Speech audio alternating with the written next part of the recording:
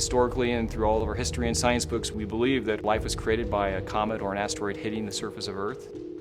In the same way, it also wiped out the dinosaurs. On a long enough timeline, the Earth will certainly be impacted by an asteroid at some point in the future.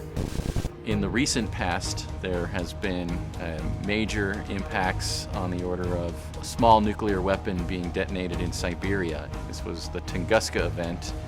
A 50-meter wide comet fragment exploded and flattened about 80 million trees. For 1999 RQ-36, the target of the OSIRIS-REx mission, we've determined that there's on the order of a 1 in 1,000 chance of this body hitting the Earth sometime in the 22nd century. It's one of the most potentially hazardous asteroids in the solar system.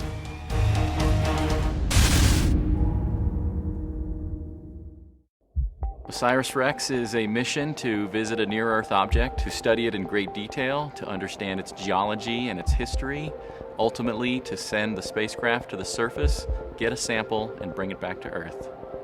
We're interested in asteroids for many reasons. From a science perspective, they are the remnants of the formation of our planetary system. It gives us a window of opportunity to look back to the origin of the solar system and see what some of the primitive building blocks were as the planets came together and asteroids were kind of left over.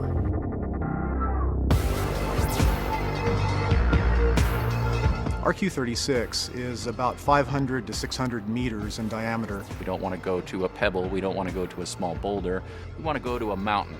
About once every 6 years, it gets close to the Earth and backs away. In the past, it's come within a few 100,000 miles of the Earth, almost a lunar distance. It has a substantial covering of what we call regolith, relatively small particles and rocks that we'll be able to sample with our sampling technique. We're probably looking at an object that we would call a rubble pile. That is, it's a series of boulders that are loosely held together by the microgravity environment of this small asteroid. It's a type of asteroid that's called a carbonaceous asteroid.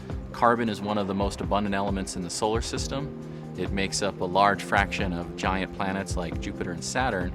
But when you get to the planets that formed in the inner solar system, they missed out on most of the carbon. They do contain some very interesting organic molecules like amino acids and nucleobases. These are the building blocks of proteins and DNA, the primary biomolecules on Earth.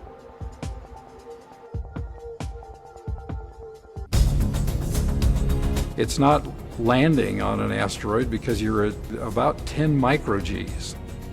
You just push yourself away. It has to be traveling in formation with it. Landing is a pretty hard thing to do, as it turns out. It seems simple enough. We watch a lot of science fiction now, and we know landing on other planets looks like a very simple thing.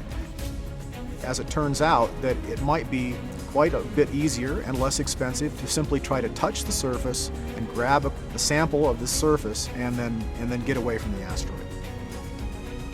We've got an arm that extends out with the sampling head at the end of it. We call it TAGSAM, which is an acronym for Touch and Go Sample Acquisition Mechanism. And basically, we're a pogo stick. We have a spring in the forearm of that robotic arm. As soon as we touch the surface of the asteroid, that spring starts to compress. It's really only touching the surface for about 5 seconds. We fire a gaseous nitrogen bottle to fluidize the regolith, the RQ-36 regolith. It creates a cloverleaf vortex pattern, and the only path that that gas has to escape is up and out through the air filter. Once we have that in hand, we start to rebound off the surface of the asteroid as that spring releases its energy, and then we fire our rocket engines and go straight away from the asteroid.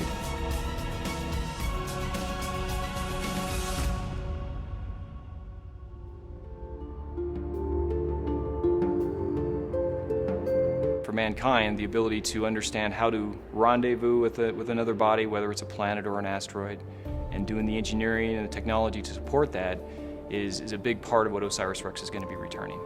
That will be a stepping stone for future generations to really build on and understand how to operate at the surface of an asteroid and develop other sampling or mining techniques. There's over 500,000 known asteroids in the solar system, and most of those will only ever be studied using telescope observation. We think we know the shape of this asteroid. We think we know its rotation state. All of that will be challenged by the observations we make while we're in the vicinity of the asteroid and once that sample gets back to Earth. OSIRIS-REx has one of its primary objectives of training the next generations of scientists, engineers, and managers to lead the exploration of space for the United States and for the world. It's a long mission. We were selected a year ago in May of 2011. End of sample analysis is in 2025. We're hopeful that we will be interacting with kids that are in middle school and high school who will be working on this project 5, 6, 7, 8 years down the road when we're in the vicinity of the asteroid.